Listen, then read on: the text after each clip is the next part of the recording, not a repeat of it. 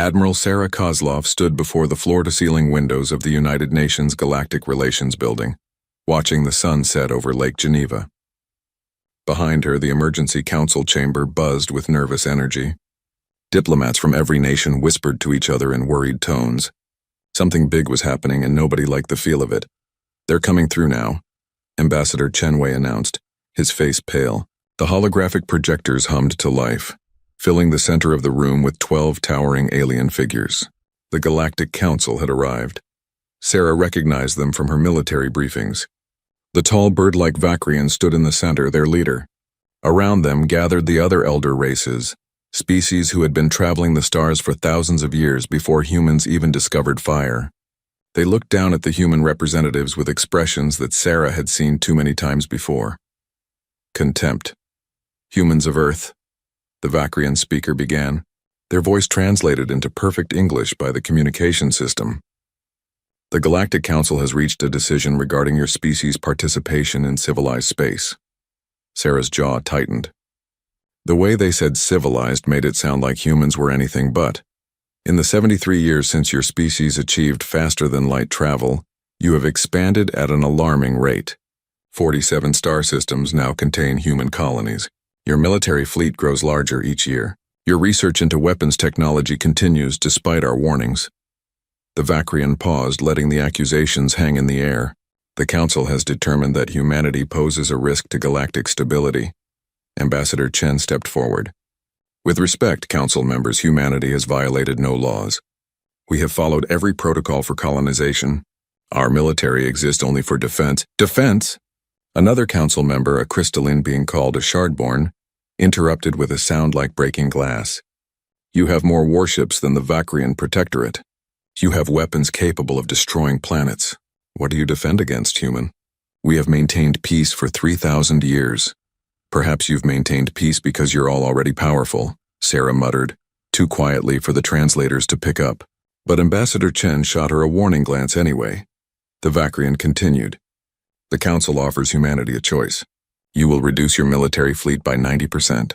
You will cease all weapons research. You will accept Council peacekeepers on your worlds to ensure compliance. You will submit to protective governance until such time as your species demonstrates maturity." The room erupted. Human diplomats shouted protests. Some called it outrageous. Others called it what it really was, subjugation. "And if we refuse?" Ambassador Chen asked, his voice cutting through the noise.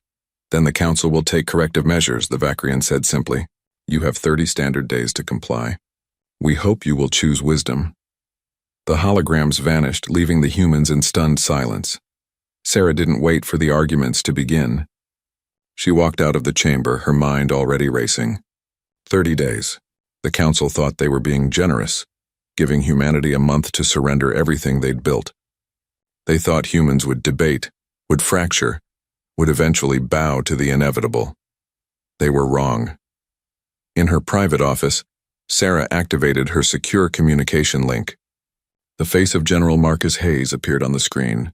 He commanded Earth's home defense fleet. "You watched?" Sarah asked. "Every word," Marcus replied grimly. "They actually think we'll just roll over. Some will want to comply. They'll say we can't fight the entire galaxy. That resistance is suicide." Sarah pulled up star charts on her secondary screen. "But you and I both know what this really is. A preemptive strike disguised as peacekeeping," Marcus finished. "They're afraid of us, so they want to break us before we become a real threat," Sarah nodded. "Start Protocol Nightfall, quietly, no official channels." Protocol Nightfall was a contingency plan that wasn't supposed to exist. If humanity ever faced an existential threat from the Council, certain assets would be moved, certain fleets dispersed, certain research facilities relocated. The plan assumed the Council might not give humanity the courtesy of a warning, but they had. 30 days. "It might be enough, Sarah," Marcus said carefully.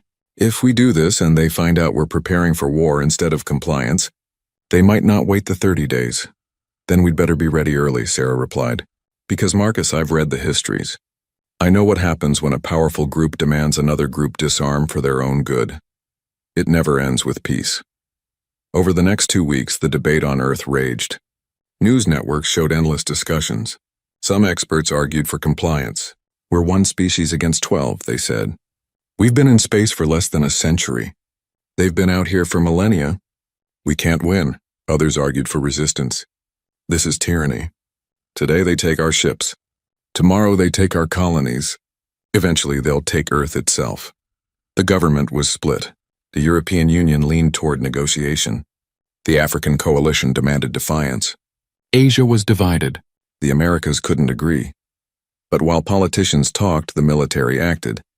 Admiral Kozlov traveled from fleet to fleet, speaking privately with commanders. She didn't order them to prepare for war. She simply asked them questions. If the Council strikes first, can your ships fight back? If they deploy their forces around Earth, do you have a plan? If communications are cut, do you know what to do? Every commander understood what she was really saying, and every commander began making quiet preparations. On day 15, Sarah was inspecting the orbital shipyards at Proxima Station when her communication badge chirped urgently. Admiral, we're detecting massive energy signatures throughout human space. Council ships, hundreds of them appearing from faster-than-light jumps. Sarah's blood ran cold. Battle stations, now. Get everyone into emergency shelters. She never finished the order. The first missile struck the civilian section of Proxima Station, tearing through the hull like paper. Atmosphere vented into space. Sarah was thrown against a bulkhead as the station shook. Emergency lights flashed red. Sirens screamed. Through the viewport, she watched in horror as more missiles slammed into the shipyards. Construction docks exploded. Ships still being built shattered into debris. And this wasn't just happening here. Reports flooded in from across human space. Kepler 442b research facility, destroyed. Earth's orbital defenses under attack. Colony worlds blockaded. They hadn't waited 30 days. They'd given humanity time to consider surrender, but they'd never intended to wait for an answer. The Council had decided to break humanity quickly, before resistance could organize. But they'd made one critical mistake.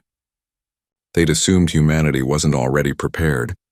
They'd assumed humans would need time to react, to plan, to coordinate. They'd forgotten that humans had spent 10,000 years fighting each other.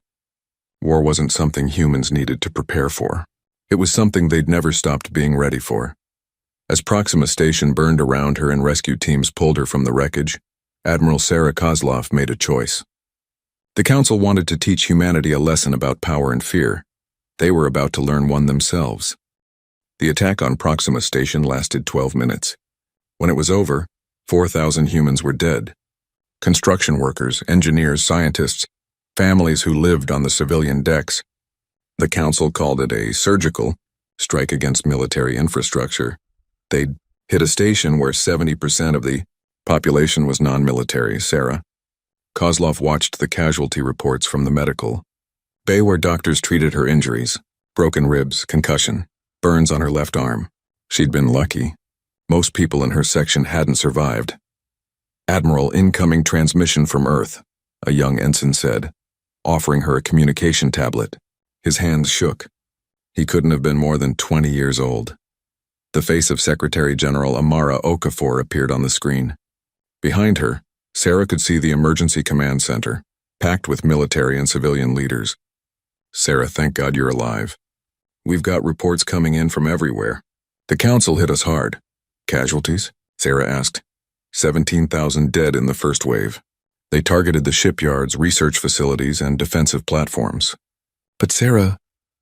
Amara leaned closer to the camera, her voice dropping. They failed. Protocol Nightfall saved us. The critical facilities you moved last week weren't where the Council thought they'd be. The fleets you dispersed weren't in their home ports. They hit the targets they expected to find, and half of them were empty. Sarah felt a grim satisfaction. What about Earth itself? They tried to deploy an EMP network in orbit. Would have knocked out every satellite, every communication system, everything electronic on the surface. But our home fleet was already in position. We destroyed the deployment ships before they could activate the network. Amara's expression hardened. The Council made a mistake, Sarah. They told us we had 30 days, but they attacked on day 15. That tells us everything we need to know about their honor. What's our response? Sarah asked, already knowing the answer. The United Earth government has declared a state of war. All military commanders are authorized to engage Council forces on site. The gloves are off. Amara paused. And Sarah? Command wants you to lead the Outer Rim Defense Fleet. Everything beyond the core systems is yours. Make them regret this. Sarah touched the bandage on her arm, thinking of the 4,000 people who'd been working beside her just hours ago. I intend to. Within hours, Sarah was aboard the UES Defiant, the flagship of the Outer Rim fleet. The ship wasn't the biggest or the most heavily armed in the human fleet, but it was fast and its crew was experienced.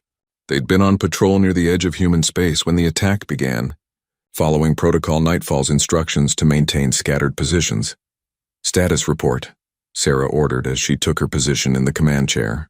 The bridge crew worked efficiently around her, their faces grim but focused. We've got 63 ships in the immediate fleet, Admiral, Commander Yuki Tanaka reported. She was Sarah's second-in-command, a veteran of the Mars independence conflicts. Another 200 scattered across the Outer Rim. Council forces hit the shipyards and research stations, but they didn't expect our combat ships to be deployed already. Council force positions? Sarah asked. They've got a major fleet grouping near the Vega sector. Looks like a staging point for follow-up attacks. About 200 council ships, mixed species. They're sitting there like they own the space, ma'am. Not even running stealth protocols. Sarah studied the tactical display.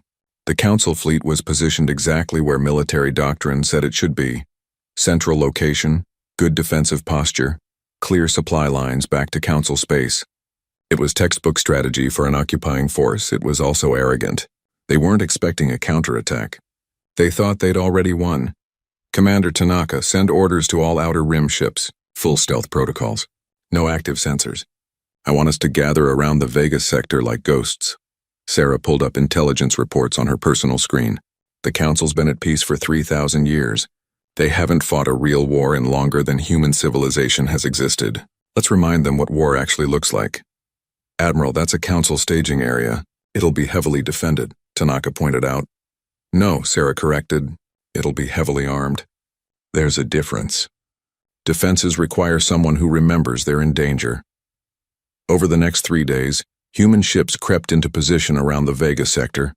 They moved like submarines in an ancient ocean, running dark using gravity wells and stellar radiation to mask their signatures. The Council fleet remained in position, confident and exposed. Sarah waited until all ships reported ready. Then she gave the order that would truly begin the war. All ships execute attack pattern Omega-7. Hit them hard, hit them fast, and break off before they can coordinate a response. The Defiant dropped out of stealth mode less than 100,000 kilometers from the Council fleet, already firing. Missiles streaked across space, targeting command ships and supply vessels. Railguns accelerated projectiles to a fraction of light speed. Energy weapons carved through shields that weren't even fully powered up. The Council fleet erupted in chaos. Alarms blared across 200 ships as they scrambled to respond to an attack they hadn't believed possible. But human ships were already hitting from 3 different vectors, targeting engines and communication arrays specifically. Break by squadrons, Sarah ordered. Don't give them a mass target. Keep moving. Keep firing. The Defiant wove through space, its pilot executing maneuvers that would have been impossible for the larger Council ships. Human vessels darted in like predators, struck hard, and vanished back into the black before return fire could find them. A Vakrian cruiser tried to pursue one of Sarah's destroyers, but 3 human frigates appeared from nowhere, crippling its engines. The cruiser spun helplessly, unable to maneuver. Admiral, Council forces are attempting to form a defensive formation, Tanaka reported. Too late, Sarah said coldly. Target their flagship. I want it disabled, not destroyed. Let them send a message back to the Council about what happened here. The battle lasted 47 minutes. When it was over, the Council had lost 38 ships destroyed and 72 disabled. The human fleet had lost 5 ships with 11 more damaged, but still combat capable. As the surviving Council ships limped away toward their own territory, Sarah broadcast a message on all frequencies, knowing it would be recorded and sent back to the Council worlds. This is Admiral Sarah Kozlov of the United Earth Forces. You attacked our civilian facilities without warning. You murdered thousands of non-combatants. You called it necessary force. She paused, letting the burning wreckage of Council ships fill the view screen behind her. This is what necessary force actually looks like. You wanted war. You have it. And every time you hurt our civilians, we'll hurt your military 10 times worse. This was just the beginning. She cut the transmission and turned to her crew. Get me damage reports. Coordinate with the other ships. I want repair teams working around the clock. She looked at the tactical display where Council territory glowed in red. We've got a war to fight. Around the bridge, the crew moved with renewed purpose. They'd just proven something important. The Council had numbers and technology. They had experience and confidence. But humanity had something else. They had the desperation of people fighting for survival. They had the fury of people who'd been attacked without warning. And they had 4,000 years of recorded military history teaching them every brutal lesson about how to win wars. The Council had started this war expecting a quick victory. They were about to discover they'd awakened something they didn't understand. They'd awakened humanity's wrath. The Council expected the war to be over in 3 months. They had superior numbers, better technology, and thousands of years of experience. They'd fought the early expansion wars, the resource conflicts, the border disputes that eventually led to the formation of the Galactic Council itself. They knew warfare, but they'd forgotten what it meant to fight for survival. 6 weeks after the Battle of Vega Sector, Admiral Kozlov stood in the tactical center of the Defiant. Studying reports that would have seemed impossible a few months ago, human forces were winning. Not everywhere, not all the time, but enough to matter. The Council's lost another supply convoy, Commander Tanaka reported, highlighting a sector on the star map. That's the 5th one this week. They're having trouble keeping their forward fleet supplied. Sarah nodded. They're used to supply lines that run through safe space. They don't know how to protect logistics under combat conditions. It was one of many lessons the Council was learning the hard way. Their military was designed for peacekeeping and border patrols, not sustained warfare. They had powerful ships but predictable tactics. They had advanced weapons but rigid command structures. They fought like police officers trying to restore order. Humans fought like humans always had, dirty, creative, and absolutely ruthless when necessary. "Show me the latest tactical innovations," Sarah said.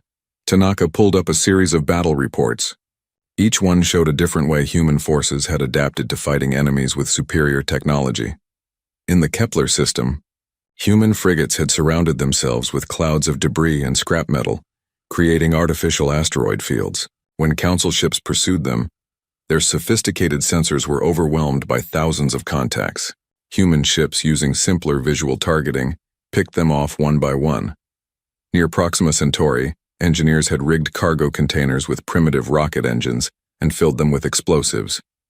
The Council's advanced sensors dismissed them as space junk, right up until the containers detonated, crippling a shard-borne battleship. In the Outer Rim, human Marines had boarded a disabled Council ship and hacked their communication network. For 3 days, false orders spread through Council forces, sending ships to empty sectors and canceling supply runs.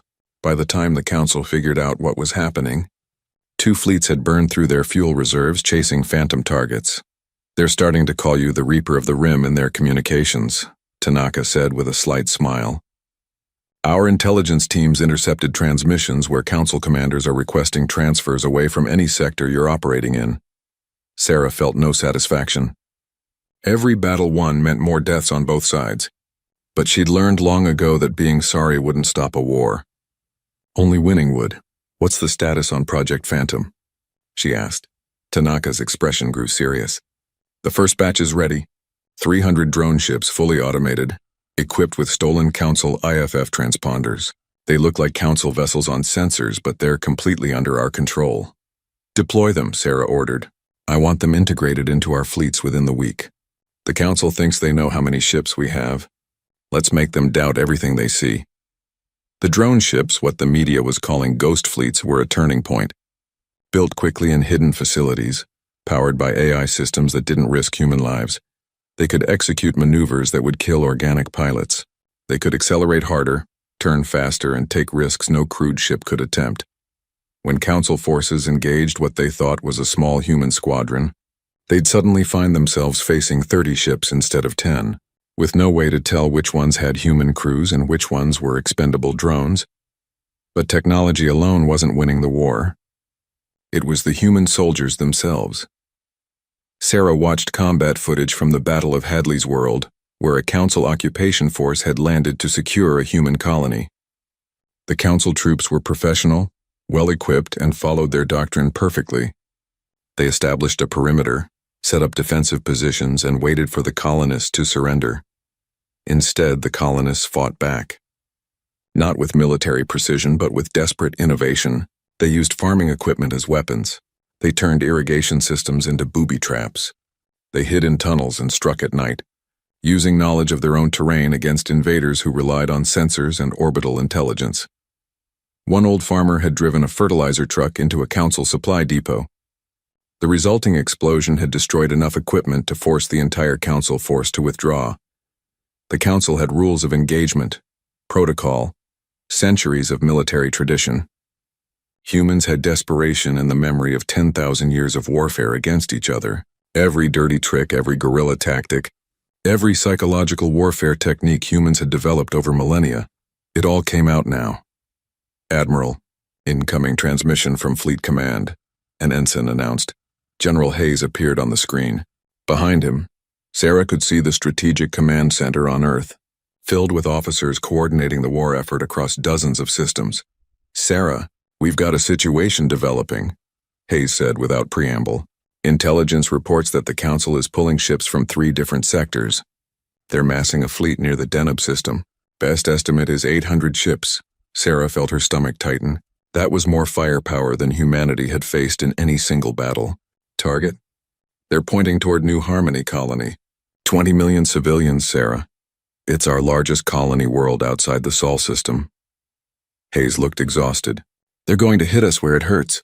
Show everyone that they can still strike our population centers. Time until they're in position? 72 hours. Sarah studied the star map, her mind racing. New Harmony was too far from any major human fleet. By the time reinforcements arrived, the battle would be over. The colony's orbital defenses were strong, but not strong enough to hold against 800 council ships, unless they didn't have to fight all 800 at once.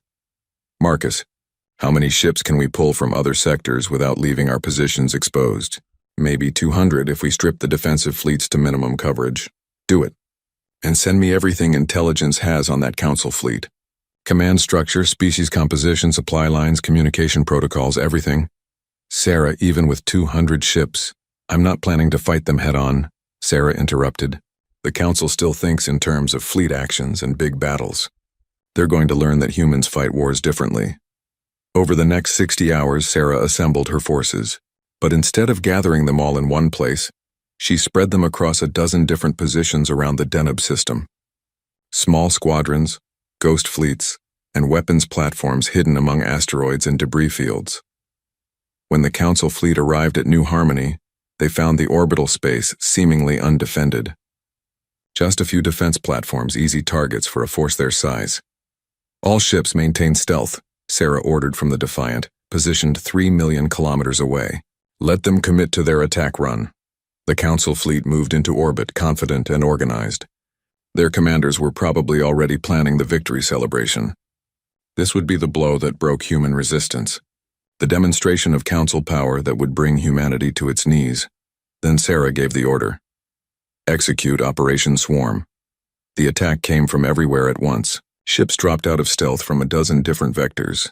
Missile platforms hidden on asteroids opened fire. Drone fleets that had been drifting like space junk suddenly activated. Even the defense platforms the Council had been targeting revealed themselves as traps, exploding when Council ships came close. The Council fleet tried to respond, but their coordination broke down. They'd been trained to fight unified battles, to maintain formation and follow doctrine. Human forces attacked like a pack of predators, each group operating independently, targeting weak points and breaking off before Council ships could concentrate their fire. A Vacrian commander tried to rally his forces, broadcasting orders for a defensive formation. Human cyber warfare teams intercepted the transmission and flooded the Council network with false orders, sending ships off in wrong directions. The battle lasted 6 hours. The Council never reached New Harmony's surface. When their surviving ships finally retreated, they'd lost 200 vessels destroyed and 300 more too damaged to continue fighting. Human losses: 47 ships. As the Council fleet limped away, Sarah broadcast another message that she knew would be shared across the galaxy. "You came to destroy our home. You brought 800 ships against 20 million civilians. You thought your numbers and your power would be enough. She gestured to the view screen where burning council ships drifted in orbit. You were wrong. Every time you threaten our people, we'll make you pay. This is what happens when you wake the humans. The council was learning, but it was too late to stop what they'd started. 9 months into the war, something unprecedented happened.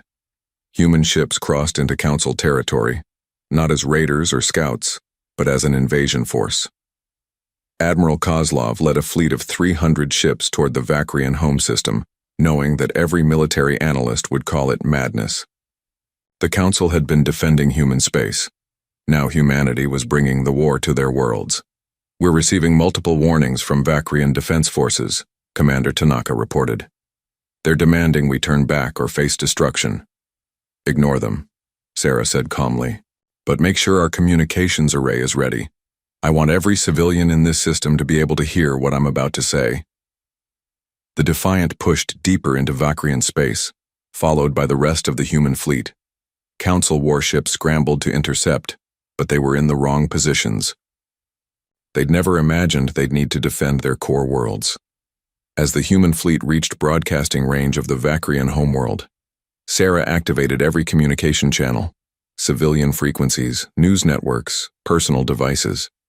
If it could receive a signal in the Vakrian system, it was about to hear her message.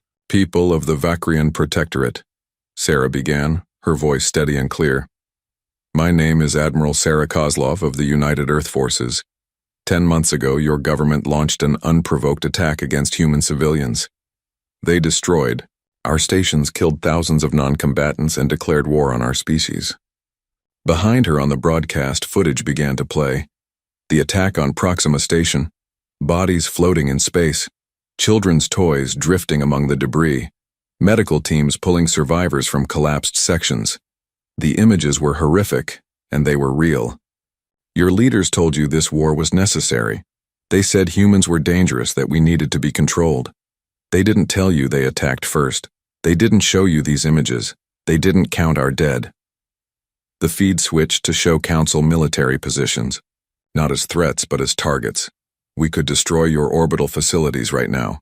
We could do to your worlds what your government did to ours. We have the weapons. We have the ships. Sarah paused, letting that sink in. But we won't. Because unlike your leaders, we don't make war on civilians. New footage began playing. Human forces had reached this far into Council space, but they were specifically targeting military installations, factories that built warships, orbital weapons platforms, government command centers. Each strike was surgical, precise. Civilian areas were carefully avoided. We came here to make a point, Sarah continued. Your government started this war believing they were untouchable. They thought their power and their age made them superior. They forgot that might does not make right. We're here to remind them, and you, that every action has consequences. She leaned forward, her expression intense. We don't want your worlds. We don't want to rule you. We want accountability. We want justice for our dead. And we want the galaxy to know that humanity will not be bullied, will not be conquered, and will not quietly disappear because elder races find us inconvenient. The broadcast ended, but the impact rippled across the Vakrian homeworld within hours. Civilians who had been told humanity was losing the war suddenly saw human ships in orbit of their own planet. Citizens who had believed their government's propaganda saw evidence of the unprovoked attack. People who had been assured the war was just and necessary began to question everything. Protests erupted in 3 major Vakrian cities by the end of the day. Admiral, Vakrian defense forces are forming up, Tanaka reported. They're going to make a run at us. Expected. All ships, defensive formation. Engage only if fired upon. I want minimal casualties on both sides if possible. The Vakrian fleet approached, and Sarah could see the hesitation in their movements. They were defending their homeworld, but they'd seen the same broadcast as their civilians. They knew humans could have struck the planet itself but chose not to. The standoff lasted 3 hours before the Vakrian fleet withdrew without firing a shot. It was a greater victory than any battle. But Sarah wasn't done. Over the next month, human forces pushed deeper into Council space, always following the same pattern: broadcast evidence of the Council's attack, show footage of human restraint. Target only military assets. Appeal directly to the civilian populations. The strategy worked better than anyone had imagined. The council species hadn't fought a war in 3,000 years. Their populations had no memory of the costs of combat. They'd been told their military was invincible, their cause just, their leaders infallible. Now they saw their fleets defeated. They saw evidence their governments had hidden. They saw that the dangerous humans were showing more mercy than their own leaders had. Public opinion across council worlds began to shift. News networks that had supported the war started asking difficult questions. Civilian leaders demanded answers. Protests grew larger and more frequent. The first crack appeared when the Tesserae, one of the smaller council species, withdrew from the conflict entirely. Their government released a statement calling the war unjust and based on false pretenses. They opened diplomatic channels with humanity, offering medical supplies and humanitarian aid. 2 weeks later, the aquatic Kelvarans followed suit. Their prime minister gave a speech calling for the council leadership to resign and face accountability for their actions. The council was fracturing, and they knew it. Intelligence reports that 3 more species are considering withdrawal, General Hayes told Sarah during a secure communication. The council is holding emergency sessions, but they can't agree on anything. Some want to escalate, others want to negotiate. What about the hardliners? Sarah asked. She knew that desperate people did desperate things. Hayes's expression darkened. That's what worries us. We're picking up unusual energy readings near the old Terminus Gate. Sarah felt ice in her veins. The Terminus Gate was ancient technology, barely understood even by the council races. It was capable of generating massive, gravitational distortions, the kind that could collapse a star or tear apart a planet. They wouldn't, she said, but even as she spoke, she knew they might. If the council hardliners thought they were losing, they might try something catastrophic. A demonstration of power to force humanity to surrender, or at least to show other council species what would happen if they continued to withdraw support. We need to move fast, Sarah said. If they're going to use the Terminus Gate, they'll aim it at Earth. Maximum psychological impact. Sarah, we don't even know how to shut down that technology. Then we'll have to destroy it the old-fashioned way. She pulled up star maps, calculating distances and travel times. I need every ship we can spare, and I need them at Terminus within 48 hours. It would be the riskiest operation of the war. The Terminus Gate was in the heart of Council, space protected by some of their best defensive systems. But if the hardliners activated it against Earth, billions would die. Sarah began issuing orders, pulling forces from across the theater. This time she wasn't planning a clever tactical strike or a psychological warfare operation. This would be a straight fight, humanity's fleet against whatever the council could throw at them. But as she prepared for what might be the final battle of the war, Sarah received an unexpected message. It came through diplomatic channels, not military ones. The source was listed as Coalition for Galactic Peace. She opened it cautiously. The message was from representatives of 6 council species, including 2 that were still officially part of the war effort. Admiral Kozlov, the message began. We are civilians and lower-ranking officials from various council worlds. We represent a growing movement of beings who believe this war is wrong and must end. We cannot stop our governments alone, but we can help you stop them from making a terrible mistake. The message included detailed intelligence on the Terminus Gate facility, security codes, defensive positions, even the names of scientists who had been forced to work on reactivating the ancient weapon and were looking for a way to sabotage it from within. Sarah read the message twice, hardly believing what she was seeing. Council citizens were actively helping humanity, not because they'd been conquered or coerced, but because they believed it was right. She thought about how the war had started, with the Council attacking human civilians, believing they were superior and humans were dangerous. Now Council civilians were reaching out to those same humans, asking for help to save both sides from their own leaders' worst impulses. Maybe, Sarah thought, humanity hadn't just been fighting for survival. Maybe they'd been fighting for something else too. The right to be heard. The right to be respected. The right to prove that strength and age didn't determine worth. Commander Tanaka, Sarah said, new determination in her voice. Prepare the fleet. We're going to Terminus. And this time, we're not going alone.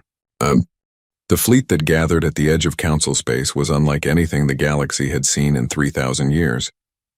300 human warships, bristling with weapons and driven by crews who had learned to fight against impossible odds. But they weren't alone. Alongside them flew ships from the Tesserae and Kelvarans, species that had officially withdrawn from the war. Behind them came something even more remarkable. Unmarked vessels crewed by volunteers from 6 different council species. Civilians and low-ranking military who refused to let the war end in genocide. Admiral Sarah Kozlov stood on the bridge of the Defiant, looking at the fleet assembled around her flagship. A year ago, this would have been unthinkable. Now it felt like the only possible path forward. All ships report ready, Admiral, Commander Tanaka announced. We've integrated the Council volunteers into our tactical network. They're transmitting the security codes now. Sarah nodded. The battle plan was simple because it had to be. The Terminus Gate facility was protected by automated defenses and a garrison of Council hardliners who knew they were fighting for their political survival. Human forces would punch through the defenses while the volunteers provided intelligence and jamming support. They had one objective: reach the Terminus Gate and shut it down before it could be used against Earth. All ships begin the approach. Battle Formation Delta. Council volunteers. Stay behind our front line until we've cleared the automated defenses. The combined fleet moved forward, dropping out of faster-than-light travel at the edge of the Terminus system. Immediately, warning klaxons sounded across every ship. Automated defense grid activating, Tanaka reported, counting over 200 weapon platforms. And Admiral, there's a Council fleet holding position around the gate.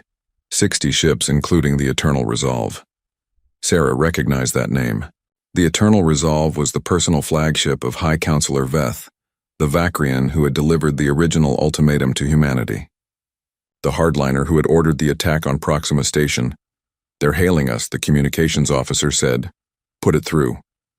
High Counselor Veth appeared on the screen. The bird-like alien looked older than Sarah remembered, feathers dulled and eyes sunken. But there was defiance there too, and desperation. Admiral Kozlov, you've come far from your small corner of space. Veth's voice was cold. But you've come too far. The Terminus Gate is beyond your reach. Turn back now or we will activate it.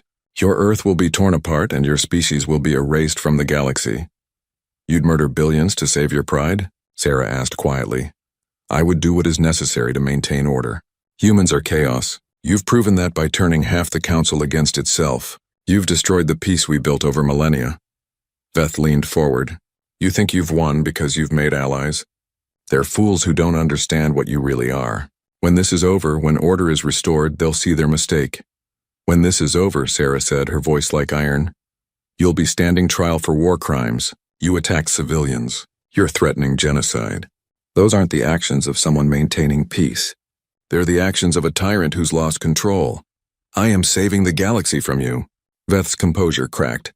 You multiply too fast, expand too quickly, fight too well. In 1,000 years, you'll dominate everything. We couldn't allow it. So you attacked us for what we might do in the future? Sarah shook her head. You were afraid of us, and fear made you into exactly the kind of monster you claimed we were. She cut the transmission and turned to her crew. All ships engage. Take out those automated defenses. And someone get me a firing solution on the Terminus Gate itself. If we can't shut it down, we'll destroy it. The battle began with a wave of missiles from the human fleet, targeting the automated platforms. The platforms returned fire, but human ships were already scattering using the tactics they'd perfected over months of warfare. The Council garrison ships moved to intercept, but they were too slow, too predictable. Then something unexpected happened. 3 of the Council garrison ships suddenly changed course, moving away from the human fleet. What are they doing? Tanaka wondered aloud. The answer came seconds later when those 3 ships opened fire on the other Council vessels. Their IFF signals changed, broadcasting new identification. Coalition for Peace. They're defecting, Sarah realized. Right in the middle of the battle, more ships began changing sides. Not all of them. Many garrison crews were true believers in the hardliners' cause, but enough to throw the Council defense into complete chaos. Ships that had been fighting together moments before were now firing on each other. The human fleet pressed forward. driving toward the terminus gate. The massive ancient structure loomed ahead, its surface crackling with energy as scientists inside desperately tried to bring it online. Energy readings from the gate are spiking, Tanaka warned. They're activating it. All ships concentrate fire on the gate's power conduits, Sarah ordered. We need to shut it down now. The Defiant led the charge, its weapons tearing into the gate's supporting structures. Other human ships followed, joined now by the Council volunteers and even some of the garrison ships that had defected. Hundreds of weapons fired in concert, overwhelming the gate's shields. But it wasn't enough.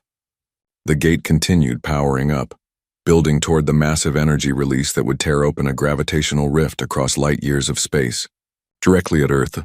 Impact in 90 seconds, Tanaka said, her voice tight with tension. Sarah made a decision. Helm, take us into the gate's core. Full speed. Admiral, that's suicide, the helmsman protested. The energy buildup will tear the ship apart.